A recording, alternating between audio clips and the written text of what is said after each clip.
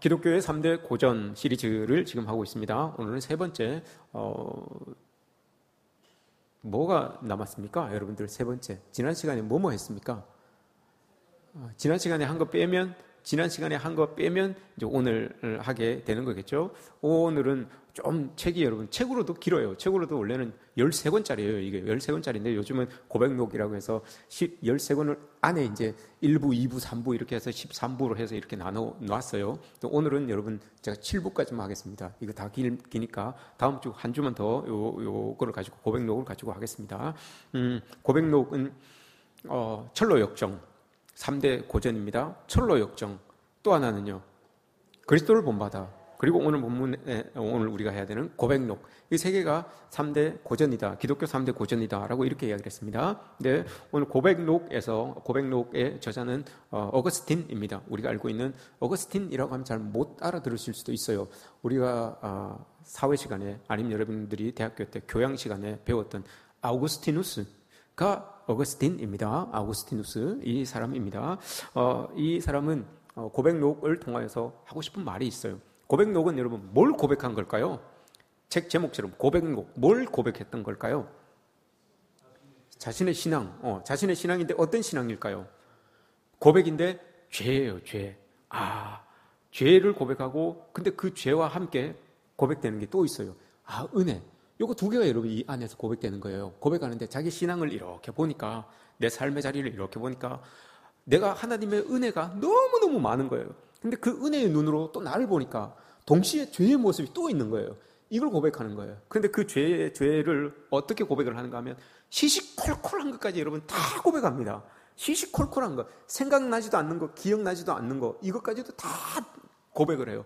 어떻게 고백을 할 수 있는가 하면 그걸 다 드러낼 수 있는가 하면 은혜 안에서 보니까 그게 다 회개의 대상거리들이라 이렇게 고백을 합니다. 이게 고백록이에요. 우리의 신앙 가운데서 나타나는 그 신앙의 모습을 보면서 은혜와 죄 이것이 공존하는데 그럼에도 은혜의 크기가 커서 그 죄된 모습, 나의 죄된 모습을 충분히 감싸 안고도 남으시는 게 하나님의 은혜다. 이걸 여러분 고백하는 거예요. 그러면서 이제 중점적으로 우리의 죄에 대하여서 우리 다시 한번 생각해 봅시다. 우리의 죄에 대하여서 다시 한번 고백해 봅시다. 이렇게 이야기를 하는 거예요. 그 죄의 고백이 아주 깊으면 깊을수록 하나님과의 관계 속으로 더 깊이 들어갈 수 있다라고 하는 것을 이 어거스틴이 이야기를 해주고 있는 겁니다.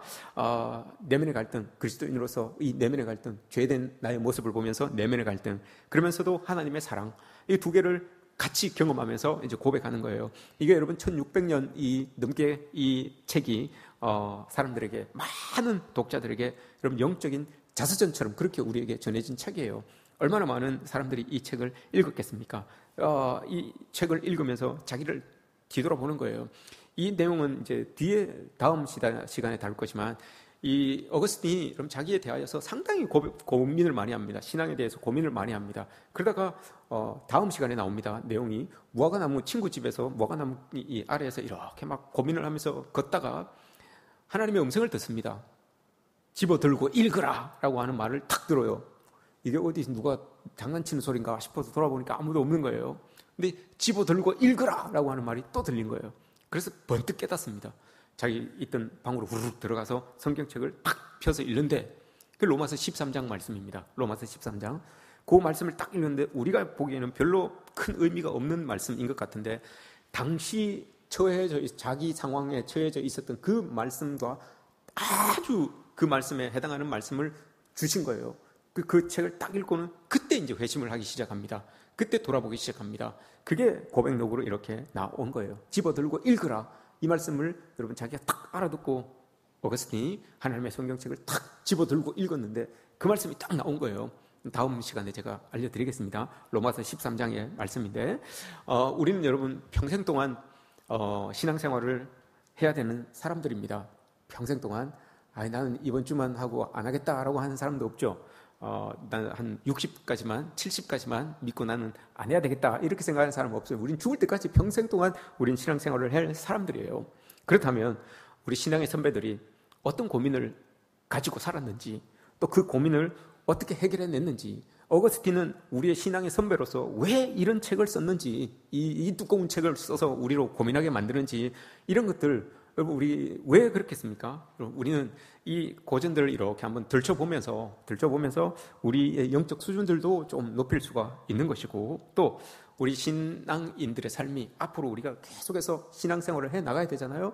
그런 우리 신앙생활, 우리 신앙인들의 신앙생활이 좀 더 밀도 있고 좀 더 좀 진해졌으면 하는 그런 마음에서 여러분 이런 지금 시도를 하고 있는 거예요. 고전 가지고 또 하나님 말씀 가지고 이렇게 접목을 시켜서 이야기하고 있는 거예요. 좀 더 밀도 있게 우리 신앙의 어른들이 그렇게 밀도 있게 살았던 것을 오늘날 우리의 삶의 자리에서 좀 녹여낼 수 없을까? 진하게 한 획을 쫙쫙 그으면서 사셨던 그 모습들이 우리의 삶의 자리에서 그렇게 쫙 그려낼 수는 없을까? 이런 이제 마음을 가지고 시도를 하고 있는 겁니다. 그냥 영적인 어떤 우리의 영적인 또 지적인 그런 어떤 허영심을 위해서 하는 것이 아니라 좀 더 영적으로 예민해졌으면, 영적으로 좀 민감해졌으면 하는 그런 마음을 가지고 이제 이런 시도를 하고 있다는 것을 여러분 기억해 주셨으면 좋겠습니다. 그러면 여러분들의 영적인 수준을 조금 더, 지적인 수준을 조금 더 높이기 위해서 질문을 하나 더 드려보겠습니다. 기독교 3대 고전은 이제 여러분들이 알 거예요, 그죠? 세계 기독교 3대 고전은 알 거예요. 그러면 기독교의 3대 회심이 있습니다. 기독교 3대 회심.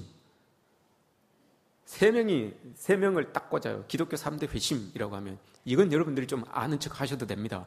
이 정도는 기독교의 3대 회심이라고 하면 누구를 이야기하겠습니까? 사도 바울. 오케이, 사도 바울. 첫 번째 사도 바울입니다. 사도 바울.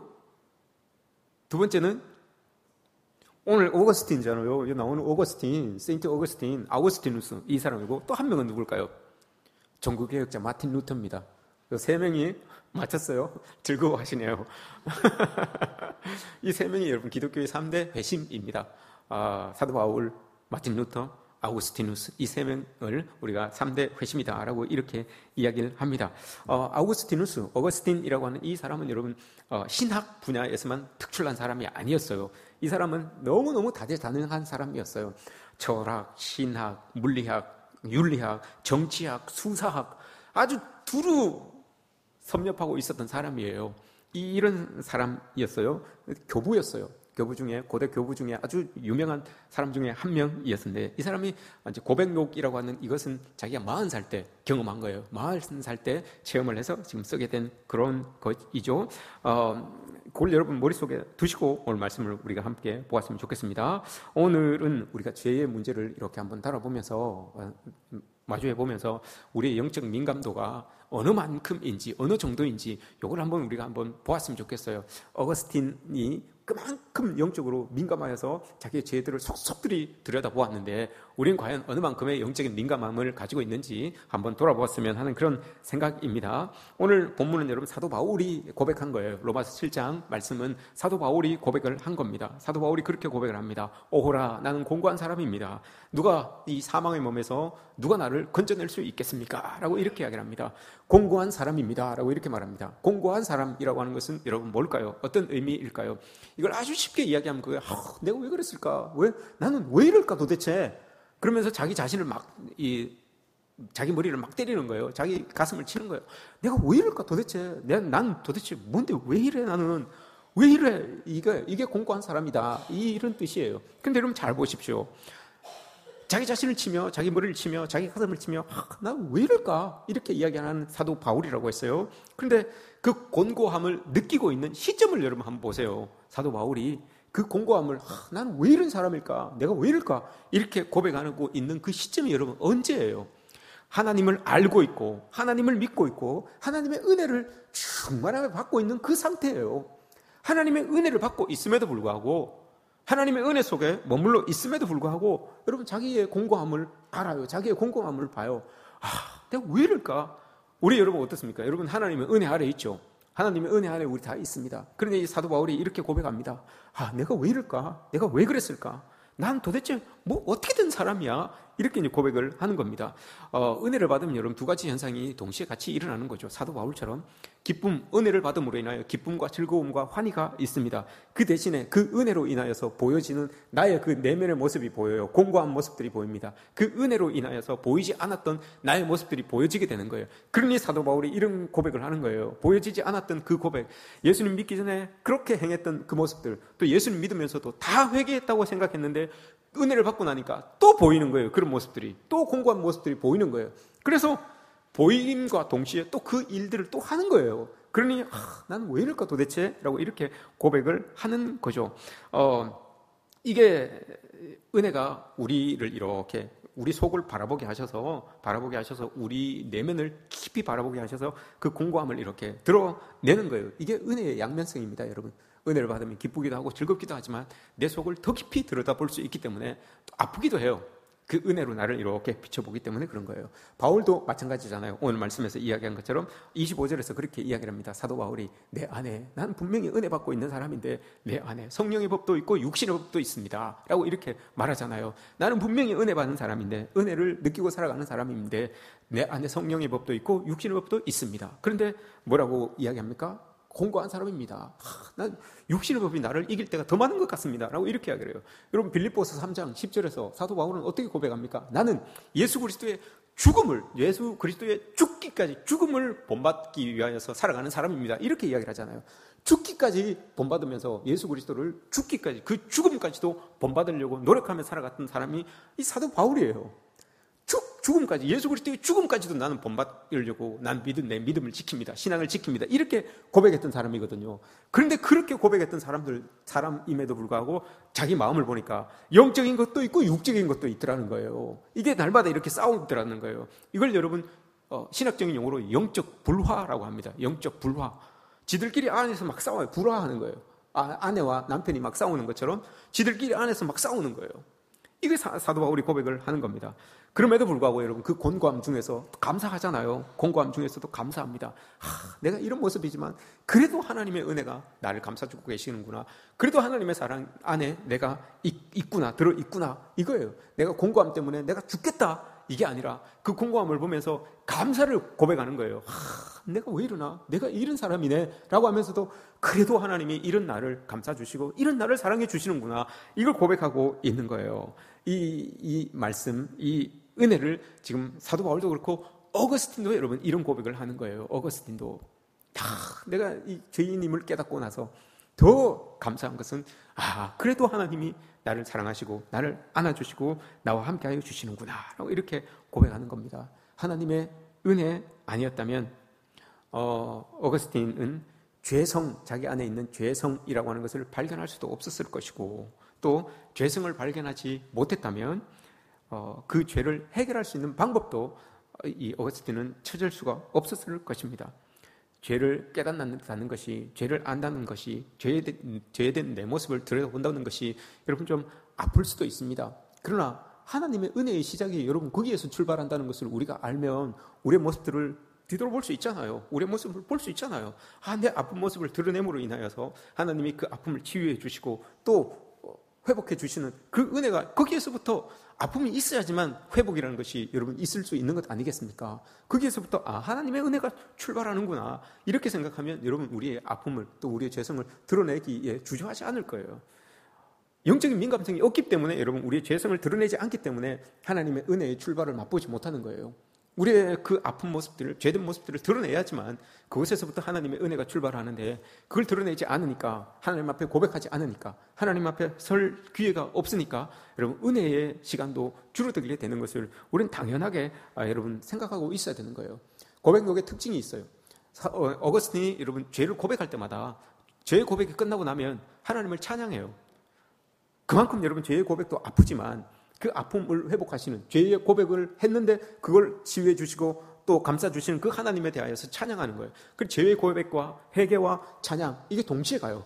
우리도 마찬가지잖아요. 사도 바울도 마찬가지잖아요. 오늘 그러잖아요. 내가 이런 사람입니다. 내가 이런 사람입니다 라고 하잖아요. 그러면서 25절에서 뭐라고 합니까? 내가 하나님께 감사합니다, 하나님을 찬양합니다, 이 말이잖아요. 하나님을 찬양합니다, 하나님 감사합니다, 이런 나도 하나님 지켜주셨군요, 감싸주시는군요, 이런 거예요. 어거스틴이 고백록을 통하여서 하고 싶은 말은 자기 죄에 대한 고백이잖아요. 자기 죄에 대한 고백인데 그는 죄의 크기를 따지지 않아요, 여러분. 우리는 죄가 어떤 범죄를 보고 어떤 죄는 큰 죄구나, 어떤 죄는 작은 거구나. 그러면서 저 사람의 잘잘못을 따지기도 하잖아요.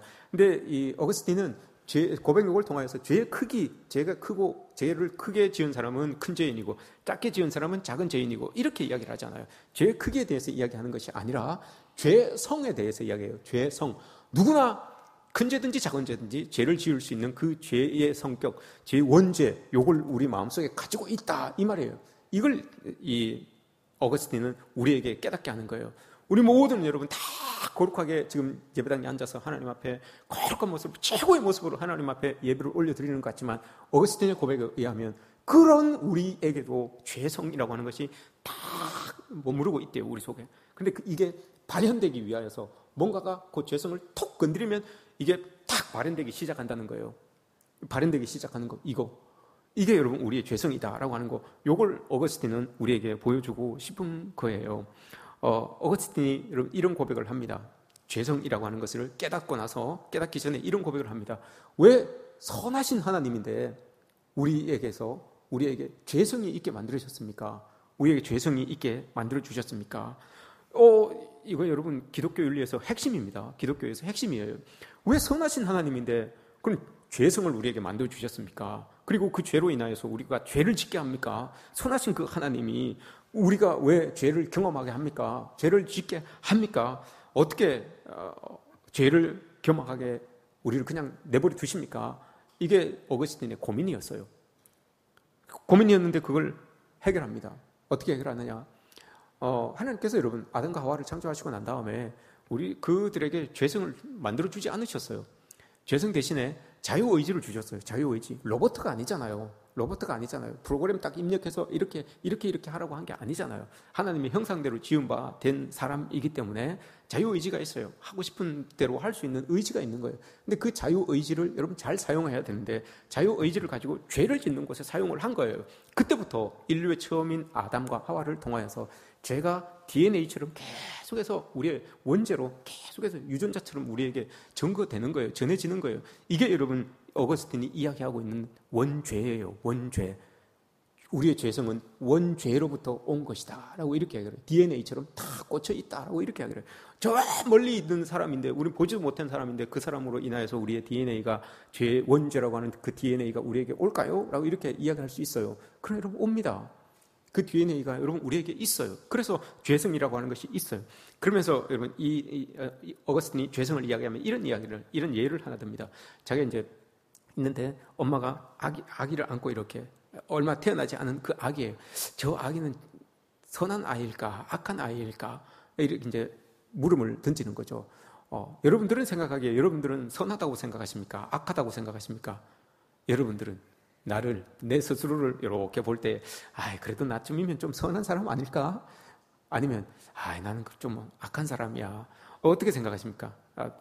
속으로 손 이렇게 한번 들어보십시오. 속으로 이렇게 들어보십시오. 나는 선한 사람이다. 라고 생각하시는 분들이 계십니까? 착각입니다.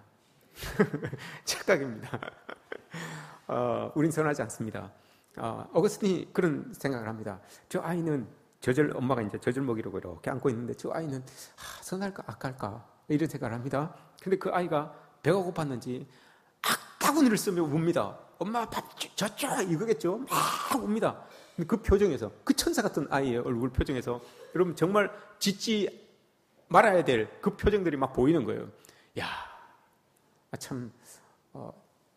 저 어린 아이에게도 이런 악한 모습들이, 죄의 모습들이 있긴 있구나. 이걸 이제 깨닫습니다. 엄마가 아이를 이렇게 안고 이제 젖을 줍니다. 애기가 젖을 이제 쭉쭉쭉쭉 이제 먹겠죠? 근데 먹다가 젖 양이 적었는지 애기가 엄마 젖을 꼭 물어버립니다.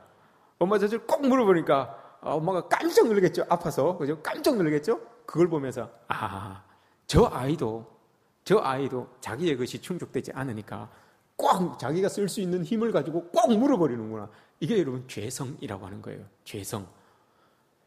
자기의 필요를 따라서 여러분 이게 탁 발현이 되는 거예요. 죄성이라고 하는 게 탁 발현이 되는 거예요. 그래서 여러분 어거스틴이 그 이야기한 그 어린 아이가 죄성을 가지고 있구나. 여기에서부터 우리가 하고 있는 그 유아 세례라고 하는 게 이렇게 이제 떠오르기 시작한 거예요.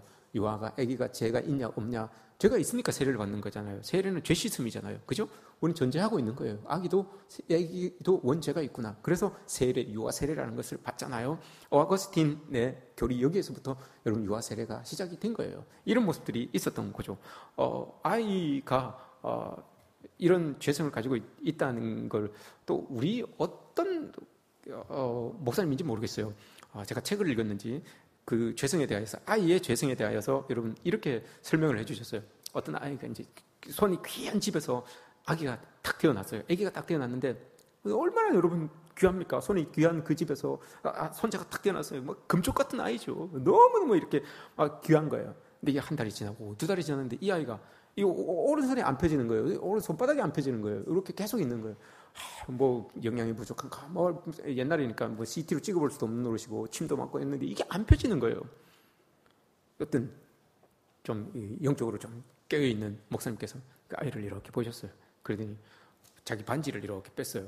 목사님이 차고 있던 반지를, 금반지를 이렇게 빼가지고 실로 이렇게 묶어가지고 그 아이 손에다가 이렇게 달랑달랑 이렇게 달랑달랑 했대요. 그때 그 아이가 손을 쫙 펴면서 그 금반지를 딱 잡으려고 손을 쫙 펴더래요. 펴져 있는 손을 딱 보니까 그 안에 여러분 작은 금반지가 하나 딱 들어있더래요. 나오면서 산파의 가락지를 자기도 모르게 쓱 이렇게 쥐고 나온 거예요. 산파의 가락지를 쓱 쥐고 나온 거예요. 근데 그거보다 더 좋고 더 큰 게 있으니까 손을 탁 펴더라는 거예요. 이게 죄성입니다. 이게 죄성. 우리의 마음속에 죄성. 가만히 감춰 있을 때는 여러분 몰라요. 그냥 가만히 있어요. 근데 딱 건드리는 게 있어요. 우리의 바라는 바, 원하는 바, 이것을 가지고 여러분 그 죄성을 딱 건드려요. 그럼 이게 발현되기 시작하는 거예요. 이게 어거스틴이 이야기하고 있는 죄성이라고 하는 겁니다. 우리 안에 이게 있는 거예요. 근데 이런 모습들을 여러분 우리가 깨닫고 하나님 앞에 고백하면서 은혜로 다 덮을 수 있어야 된다라고 하는 것, 이게 여러분 우리의 어거스틴이 이야기하고 있는 우리의 모습인 거죠. 또 하나를 이야기합니다. 어거스틴이 죄를 이제 고백했다고 했잖아요. 어린 시절 그런 걸 보면서 자기의 어린 시절, 생각도 나지 않는 그 유년 시절, 아기 때의 죄를 그렇게 다 고백을 합니다. 이제 점점 올라와요. 소년 시절에 죄를 가지고 또 고백을 합니다. 어떤 고백을 하는가 하면 이런 이야기를 합니다. 소년 시절 때 그가 하나님 앞에서 해야 할 것을 하지 않은 죄, 하지 말아야 될 것을 한 죄, 여기에 대해서 이제 고백을 합니다. 그러면서 해야 될 것을 하지 않은 죄, 하지 말아야 될 것을 한 죄, 소년 시절이에요. 그러면서 공부 안 한 것을 하나님 앞에 회개합니다. 잘 들어요. 저 위에 우리 학생들 어거스틴이 소년 시절 때 해야 하는데 하지 않은 것, 하지 않아야 되는데 했던 것을 고백하면서 하나님 앞에 하나님 난 공부를 열심히 안 했어요 라고 하면서 그때 정말 내가 나태했어요. 공부 안 한 걸 하나님 앞에 용서를 구한 게 아니고 그만큼 내가 게을렀다는 거예요. 그만큼 내가 나태했다는 거예요. 그걸 하나님 앞에 용서를 구한 거예요. 하나님, 내가 해야 될 일인데 나태하고 게을러서 하나님 주신 기회를 내가 줘버렸습니다. 이렇게 이제 하나님께 용서를 구한 거예요. 죄를 고백한 거예요. 이게 우리에게 여러분 깊이 여러분 생각해야 돼요. 해야 될 일인데 하지 않은 것, 하지 말아야 될 것인데 해야 될 한 것. 그리스도인으로서, 하나님의 백성으로서 어거스틴은 소년 시절에 이야기를 하고 있지만 우린 지금 여러분 믿는 자의 현재의 우리의 모습을 가지고 여기에 대비시켜야 되는 거예요. 그리스도인으로서 믿음을 가지고 있는 살아가는 사람인데 해야 하는데 하지 않는 것. 하나님께서 우리에게 여러분 좋은 시간들을 주셨고 삶의 여유를 주셨고 건강을 주셨고 또 귀한 만남을 이렇게 허락하여 주셨는데 그 중에서 해야 될 일인데 하지 않는 것, 이 중에서 하지 말아야 되는데 해야 될 것, 한 것, 이런 것들을 여러분 우리가 돌아볼 수 있어야 된다는 거예요. 마태복음 25장에서 여러분 주인이 달란트를 맡겨놓고 돌아와서 결산을 합니다. 한 달란트 맡겨놓은 사람에게 결산을 할 때 뭐라고 이야기하는가 하면 악하고 게으른 종아라고 이렇게 이야기를 합니다. 한 달란트 받은 사람은 왜 여러분 악하고 게으른 종이라고 했습니까? 해야 될 걸 안 했어요. 해야 될 건데 안 했어요. 해야 될 것 안 하니까 그 주인은, 그 하나님은 뭐라고 이야기합니까? 해야 될 것을 안 한 것을 여러분 악으로 규정해요. 악하고 게으른 종이라고 이렇게 이야기를 해요. 악으로 규정해요. 해야 될 것을 안 한 것을, 안 해야 될 것을 한 것을. 여러분 마태복음 25장에서 그 내용은 여러분 우리 귀한 거예요. 우리 귀하게 받아들여야 돼요. 해야 되는데 우리가 안 했어요. 시간 없다고. 내가 여유 안 된다고. 내가 어떻다고. 안 해요. 여러분 그걸 주인은 여러분 악으로 규정한다니까요. 그래서 악하고 게으른 종아라고 이렇게 책망하시는 것을 우리가 보게 됩니다. 우리도 여러분 기억해야 됩니다. 해야 될 일인데 하나님 주신 건강으로, 시간으로, 또 여유로 많은 것들로 해야 될 일인데 안 하고 있다면 그것도 하나님 보시기에 악이구나. 근데 이게 여러분 악으로 안 보일 수가 있어요. 영적으로 민감하지 않으면 이게 악으로 안 보일 수가 있어요. 어거스틴은 영적으로 민감하기 때문에 그게 보인 거예요. 내가 안 한 게 그게 하나님 앞에서 죄구나, 악이었구나 라는 것을 고백하는 거예요. 영적으로 민감하지 않으면 여러분 몰라요. 내가 해서 할 거, 안 한 거, 안 해야 되는 거, 한 거 안 보여요. 여러분 영적으로 민감하지 않으면. 우리는 영적으로 민감하자는 거예요. 어거스틴처럼. 그래서 그런 모습들이 좀 보였으면 좋겠다는 거예요. 그리고 그걸 하나님 앞에 내어놓고 하나님의 은혜로 덮어가자. 이 말을 지금 하고 있는 겁니다. 어거스틴 또 하나를 고백합니다. 이제 조금 나이가 좀 됐어요. 나이가 좀 돼서 이런 고백을 합니다. 자기가 어거스틴이 여러분 여러 분야를 섭렵하고 있었다고 그랬잖아요. 그 중에서도 제일 뛰어난 성과를 거둔 것이 수사학이에요. 수사학에서 제일 큰 성과를 거두었는데 그 수사학을 들어서 이야기를 합니다. 자기가 어거스틴이 이야기를 합니다. 뭐라고 이야기하는가 하면 이렇게 이야기를 합니다. 나는 강의를 할 때, 수사학을 가지고 강의를 할 때 설득을 위해서 사람들에게 거짓으로 과장되이 한 말들에 대해서 회개합니다. 라고 이렇게 이야기를 합니다. 그러면서 하지 말아야 했었던 말들을 내가 참 많이 했습니다. 이렇게 이야기를 해요. 속일 생각은 없는데, 그 사람들을 속일 생각은 없는데, 악한 생각은 없었는데 설득하기 위하여서 말하다 보니까 과장되게 되고 더 말이 많아지게 되고 하지 않아도 될 말을 막 했다는 거예요. 거기에서 여러분 자기를 돌아보게 됩니다. 수사학은 여러분 어거스틴을 가장 빛나게 만들어 주었던 것이에요. 가장 빛나게 만들어 주었던 것인데 그의 고백에 의하면 나를 가장 빛나게 만들어 주었던 그것이 오히려 나의 육체의 도구를 드러내는 통로밖에 되지 않았다라고 이렇게 이야기를 합니다.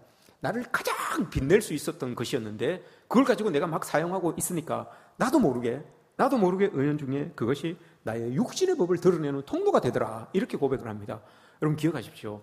제가 어떤 쇼츠를 봤는데 어떤 분이 나오셔서 이런 이야기를 하더라고요. 대형 교회에는 전문가들이 너무 많습니다. 그래서 보편적으로 은혜 받는 사람들, 보편적으로 신앙생활 하는 사람들은 설 데가 없습니다. 이렇게 이야기를 해요. 예를 들어서 이런 이야기를 합니다. 큰 교회를 가보십시오. 오케스트라, 집에서 취미로 바이올린 키고 하는 사람들은 명함도 못 내밉니다. 그런데는 거기 성가대 들어오고 오케스트라 들어오는데 또 다 테스트해도 막 키로야가 빵빵한 사람들이 들어온다는 거예요. 그리고 웬만한 신앙생활 하는 사람들, 그냥 평범하게 신앙생활 하는 사람들이 자기 봉사하기 위하여서, 자기 은혜를 나누기 위하여서 못 들어간다는 거예요. 성악을 하는 사람들이 막 즐비하고 다 너무너무 전문가들이 여러분 교회를 차지하고 있어서 이런 우리 같은 사람들은 여러분 들어가서 은혜 받을 통로가 없다는 거예요. 이런 거예요. 이 어거스틴이 고백한 게 그거예요. 나를 가장 빛나게 하는 모습으로 나는 그게 나를 가장 빛나게 하는 모습인 것 같았는데 아이고야 그게 오히려 나의 육신의 법을 드러내는 통로가 되었더라라고 이렇게 고백을 합니다. 우리가 교회에서 겸손할 수 있는 이유가 또 이거예요. 우리를 여러분 한번 적용해 보십시오. 이 말에, 어거스틴의 이 말에 우리를 여러분 한번 적용해 보십시오. 나를 가장 빛나게 하는 게 여러분 뭘까요? 내가 그래도 이건 다른 사람들보다 빛난다라고 생각하는 게 여러분 뭐가 있을까요? 그게 오히려 육신의 법을 내 안에 있는 그 육신의 법을 드러내는 통로가 아닐까, 이런 고민을 여러분 우리가 해야 된다는 거예요. 저도 여러분 적용을 해봤어요. 어거스틴의 고민도 마찬가지구나. 그래도 내가 나를 드러낼 수 있는 게 여러분들 앞에서 설교하는 거, 또 기도하는 거, 이런 것 아니냐. 근데 이 설교가 정말 과장되이 내 말이 전해지기 시작하면 이거 정말 이 큰 육신의 법이 되겠구나. 이거 여러분 심각한 거예요. 목회자들이 강단 위에서 하나님의 말씀 이외에 어떤 다른 것들로 전원일기나 이야기하고 이러면 여러분 끝장나는 거예요. 이러면 끝장나는 거예요. 하나님의 말씀 전할 게 얼마나 많은데 이걸 조심해야 되는 거예요. 여러분들도 이 어거스틴이 이야기한 것 여러분 한번 돌아보시기 바랍니다. 나를 가장 빛나게 하는 것, 그래도 내가 빛날 수 있는 것, 사람들 중에서 빛날 수 있는 것, 이것 근데 이것으로 인하여서 오히려 이게 나의 육신의 법을 드러내는 통로가 아닌가? 이걸 여러분 한번 우리가 생각해 볼 수 있어야 됩니다. 그러면서 하지 말았어야 했는데 한 말, 이게 후회가 된다는 거예요. 하지 말았어야 했는데 한 말, 이게 후회가 되는 거예요. 여러분 이런 건 우리도 여러분 많이 하잖아요. 이런 것들은 꼭 돌아보면 후회가 있어요. 내가 왜 그 말을 했을까? 내가 왜 그 행동을 했을까? 이런 후회가 남게 되어 있어요. 그럼 그 후회가 남으면 여러분 말은 주워 담을 수가 없잖아요. 그러니 야고보 선지자가 이야기를 합니다. 야고보 1장 19절에서 말하긴 듣기는, 누가 이야기하면 듣기는 속히 하고 잘 들으라는 거예요. 속히 하라는 건 잘 들으라는 거예요. 말하기는 더디하고, 그죠? 듣는 거는 잘 들으십시오. 그러나 말할 때는 조심하십시오. 늦게 해도 됩니다. 2번, 3번 생각하고 이야기해도 됩니다. 뒤에 또 하나가 있어요, 여러분. 화는 말하고 듣고 이게 잘못하면 여러분 이거 순서가 바뀌면 뒤에 화가 나게 되어 있어요. 순서가 바뀌면 듣기는 대충 듣고 말하기는 빨리 하면 뒤에 어떤 일이 일어난다고요? 쨍그랑 화가 난다고요. 화가 요게 바뀌면 안 된다는 거예요. 듣기는 속히 하고 말하기는 더디하고 화는 여간해서는 내지 말아라, 이렇게 이야기를 합니다. 요게 바뀌면 여러분 화가 나는 거예요. 듣기는 대충 그냥 듣는 둥 마는 둥 하고 내 말만 쫙 하면 쨍그랑 하게 되어 있어요. 야고보 선지자가 이야기를 합니다. 그러면 안 된다는 거예요. 듣기는 여러분 경청해 주십시오.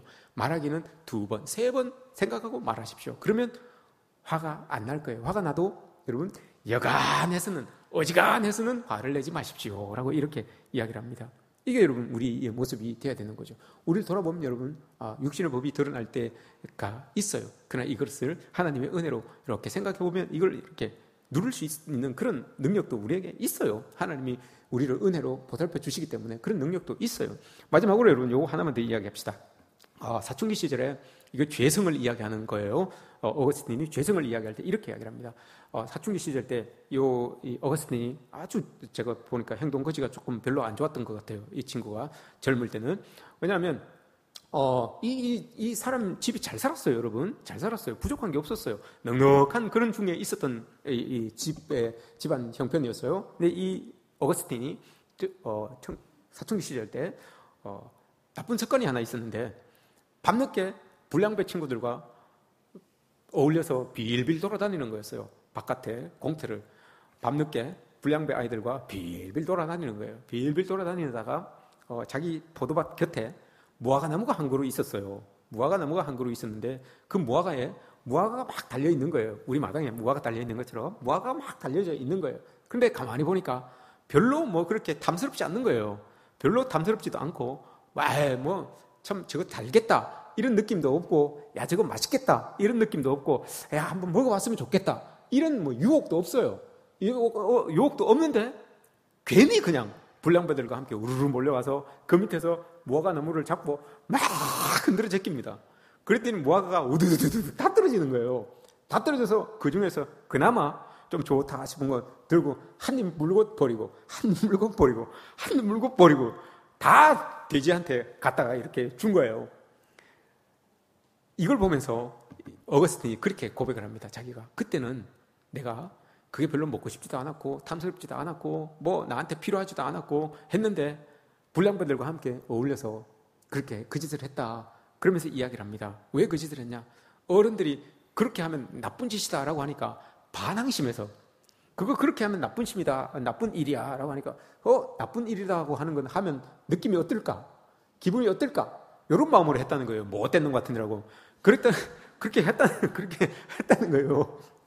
그렇게 했다는 거예요. 그걸 이제 고백한 거예요. 그때 이제 40세가 되어서 그때로 고백한 거예요. 그러면서 그가 이야기를 합니다. 죄라고 하는 것이 이런 거구나. 죄라고 하는 것이 꼭 우리가 필요해서 짓는 게 아니구나.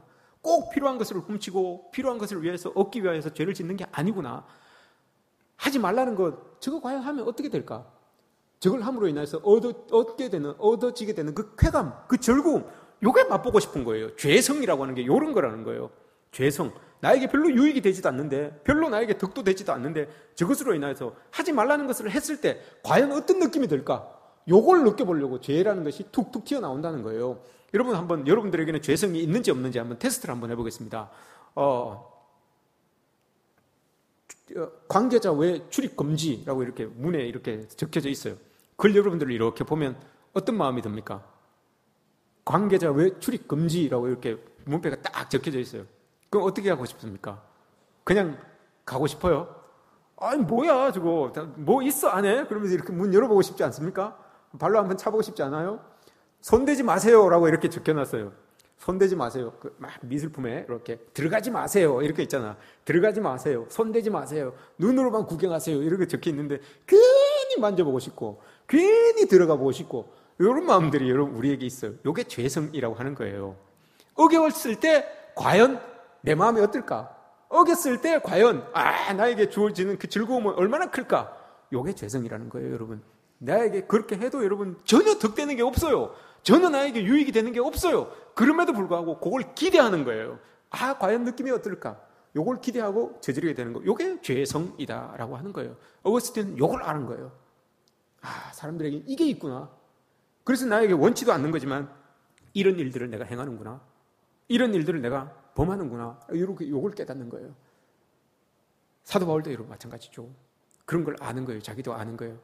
그래서 이야기하잖아요. 내가 원하는 바 하나님의 법은 행하지 아니하고 23절에서 원하는 바 하나님의 법은 하지 아니하고 오히려 하지 말아야 될 것들 10 몇 절부터 14절부터 쭉 보시면 그런 내용을 이야기하잖아요. 해야 되는 건 안 하고 하지 말아야 되는 건 내가 하네. 참 내가 왜 이럴까? 이렇게 이야기를 하는 거예요. 이게 죄성이라고 하는 겁니다, 여러분. 유익되어서 여러분 다 유익이라서 다 덕이 되어서 죄를 짓는 게 아니에요. 내 속에 있는 죄성 저거 어떨까? 라고 하는 그 생각 때문에 여러분 짓게 되는 죄도 많다라고 하는 것을 여러분 우리가 기억해야 됩니다.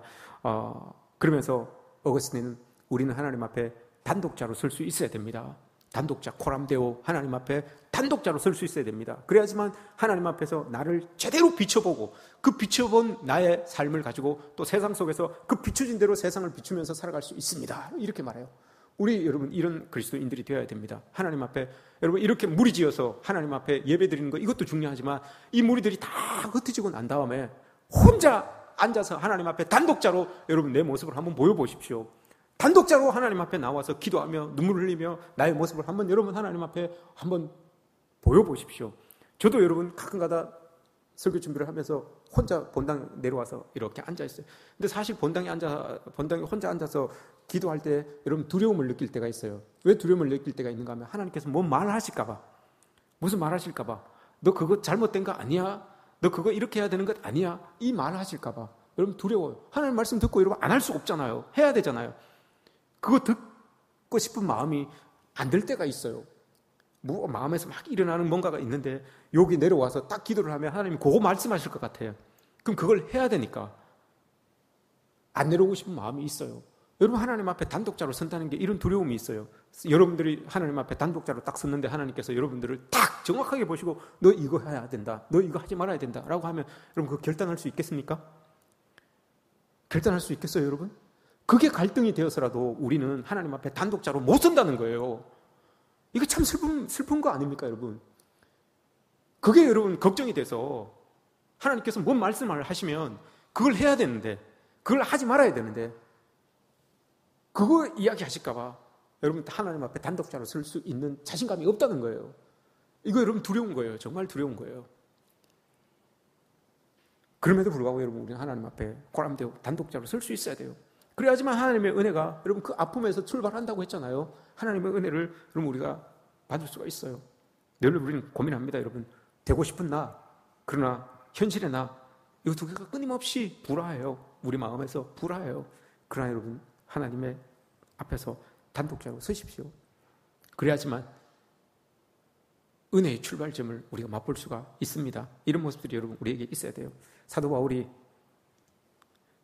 오늘 본문까지 7장에서 14절부터 7장에서 나라는 말을 되게 많이 써요. 나 계속 나를 24번을 씁니다. 24번을 나 계속 나를 이야기해요. 근데 여기에서 이야기하고 있는 나는 여러분 자랑스러운 나가 아니에요. 자랑스러운 나가 아니에요. 나 왜 이럴까? 나 왜 이럴까? 안타까운 나예요.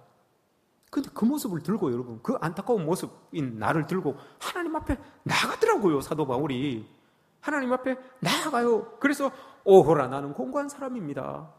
이 사망의 몸에서 누가 나를 건져내겠습니까? 누가 나를 건져내겠습니까? 이게 무슨 의미예요, 여러분? 하나님밖에 없네요. 예수님밖에 없네요. 이 고백인 거예요. 누가 나를 건져내겠습니까? 하나님밖에 없잖아요.